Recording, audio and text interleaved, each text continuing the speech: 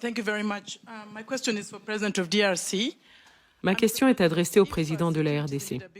Monsieur le Président, si la sécurité est à l'évidence un gros problème pour vous, si vous étiez capable de résoudre ce problème par vous-même, vous l'auriez fait depuis longtemps. Alors je voudrais savoir pourquoi vous refusez de collaborer au sein des processus de Luanda et de Nairobi afin de trouver une solution durable à cette crise sécuritaire. Je pense que la solution est entre vos mains et qu'il faudrait travailler avec ceux qui sont prêts à vous aider pour résoudre vos problèmes. Je suis du Rwanda et nous croyons tous que la sécurité est nécessaire pour l'investissement et le tourisme. Donc faites votre part pour trouver une solution. Si vous êtes rwandaise, vous devez savoir qu'il y a eu au mois de novembre une discussion qui a abouti à la définition d'une feuille de route pour sortir justement de cette crise. Et cette réunion a eu lieu en Angola, à Luanda précisément, et en présence de tous les pays, surtout les représentants des deux pays concernés, c'est-à-dire le Rwanda et la République démocratique du Congo.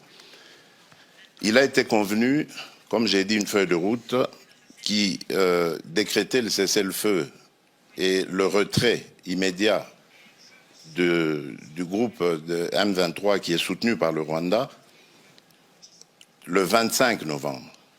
Ce départ devait commencer et le 15 janvier, c'est-à-dire il y a 2 jours, on devait constater évidemment l'achèvement de ce processus. Eh bien, figurez-vous, madame, que le M23, groupe terroriste soutenu par le Rwanda, est toujours dans certaines localités qu'il avait prises à la République démocratique du Congo. Malgré les pressions internationales, ce groupe maintient sa position, fait semblant de se mouvoir, mais en fait, il se redéploie d'une certaine manière et reste dans ces localités. Et je vous apprends que depuis lors, il y a eu un massacre qui s'est fait dans une localité qui répond à massacrer pour les terroriser et les pousser à se déplacer de cette localité qui regorge de matières précieuses dans son sous-sol. Donc voilà en fait le problème que nous avons.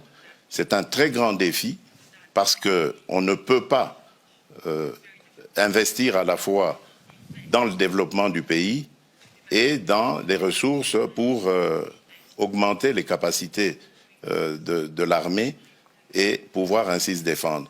Si nous avions tous la même philosophie, la même vision, celle que j'avais d'ailleurs au moment où j'ai accédé à la tête du pays, celle d'aller vers tous nos voisins, nous en avons 9, et de leur proposer des projets de développement qui vont faire du bien à nos économies respectives, qui vont faire du bien à nos populations.